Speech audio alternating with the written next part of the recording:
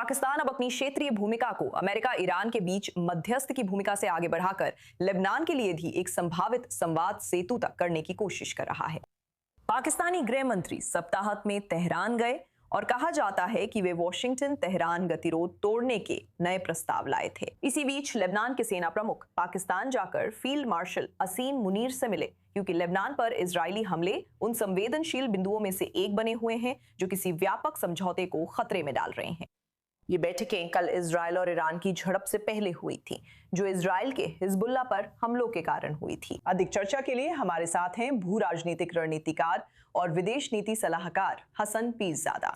हसन, क्या पाकिस्तान अभी दो संघर्षों के समाधान के लिए मध्यस्थता कर रहा है? क्या वे लेबनान मोर्चे को ईरान के साथ युद्ध विराम से जोड़ने की कोशिश कर रहे हैं, जैसा ईरान चाहता है? फिर से बुलाने के लिए धन्यवाद निकोल। पाकिस्तान की भूमिका को इन संघर्षों को एक वार्ता प्रक्रिया में जोड़ने के प्रयास के रूप में नहीं देखना चाहिए। पाकिस्तान का दृष्टिकोण हमेशा तनाव कम करने, संवाद और इन कई तनावग्रस्त मोर्चों के बीच कूटनीतिक रास्तों को प्रोत्साहित करने पर केंद्रित रहा है, न कि इन्हें एक साथ जोड़ने पर। साथ ही पाकिस्तान ने खुद को संवाद का सेतु के रूप में स्थापित किया है, जब भी उससे ऐसा करने का अनुरोध किया गया है। अप्रैल में लेबनान के प्रधानमंत्री ने इस्लामाबाद में शहबाज शरीफ से मिलकर लेबनान और उसके लोगों पर हो रहे हमलों को तुरंत रोकने के बाद समर्थन मांगा था। ये भी इसी प्रकार की भागीदारी को दर्शाता है। और पाकिस्तान ने उस समय अमेरिका द्वारा लेबनान और आप जानते हैं इजराइल को एक साथ बातचीत की मेज पर लाने और एक रूपरेखा तैयार करने के लिए की गई भागीदारी और मध्यस्थता प्रयासों को स्वीकार किया है। हालांकि ईरान ने लगातार तर्क दिया है कि कोई भी स्थायी समाधान केवल अलग अलग मोर्चों तक सीमित नहीं हो सकता और इसमें एक व्यापक, सर्वसमावेशी, आप जानते हैं, तनाव कम करने की रूपरेखा शामिल होनी चाहिए।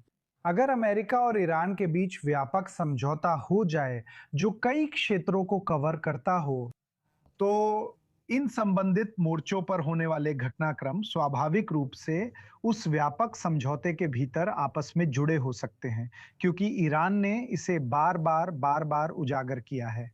जब इस्लाम और इस्लामाबाद के इजराइल से कोई राजनयिक संबंध नहीं है, तो इजराइल को पाकिस्तान की लेबनान में भागीदारी पर क्यों भरोसा करना चाहिए? पाकिस्तान में कई अधिकारी यहूदी और कभी-कभी इजराइल विरोधी रहे हैं, तो इजराइल को पाकिस्तान की इन वार्ताओं में भूमिका की कोशिश को कैसे देखना चाहिए?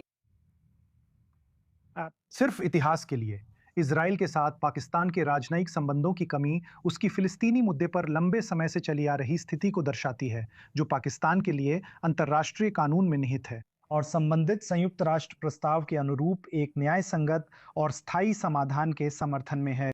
ये स्थिति पाकिस्तान के लिए स्थायी है, लेकिन इसकी क्षेत्रीय स्थिरता में योगदान देने की क्षमता सीमित नहीं होती।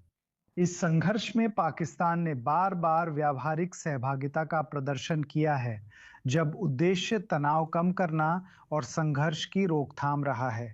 संयुक्त राज्य अमेरिका और ईरान के बीच चल रही पाकिस्तान द्वारा सुगम बनाई गई बातचीत दोनों पक्षों के विश्वास के साथ की जा रही है। ये पाकिस्तान की रचनात्मक मध्यस्थ की भूमिका में विश्वास दिखाता है, खासकर संवेदनशील क्षेत्रीय माहौल में।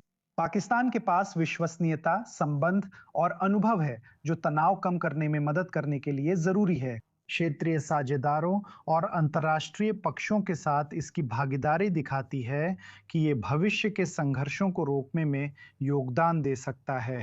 और क्या इजराइल इसे स्वीकार करेगा या नहीं, इस पर राष्ट्रपति ट्रंप का फाइनेंशियल टाइम्स में दिया गया इंटरव्यू याद आता है, जिसमें उन्होंने सुझाव दिया था कि इजराइल को अंततः ईरान के साथ संघर्ष समाप्त करने के किसी भी संभावित समझौते को स्वीकार करना ही पड़ेगा। इससे मेरे लिए ये बात स्पष्ट हो जाती है कि अगर इस समझौते में लेबनान मोर्चा भी शामिल किया जाता है, तो इजराइल को उसे स्वीकार करना ही पड़ेगा।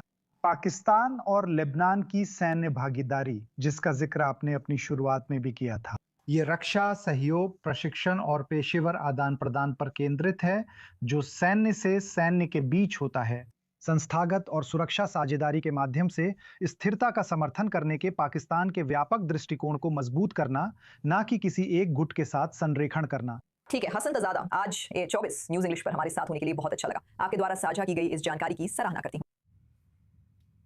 बहुत बहुत धन्यवाद।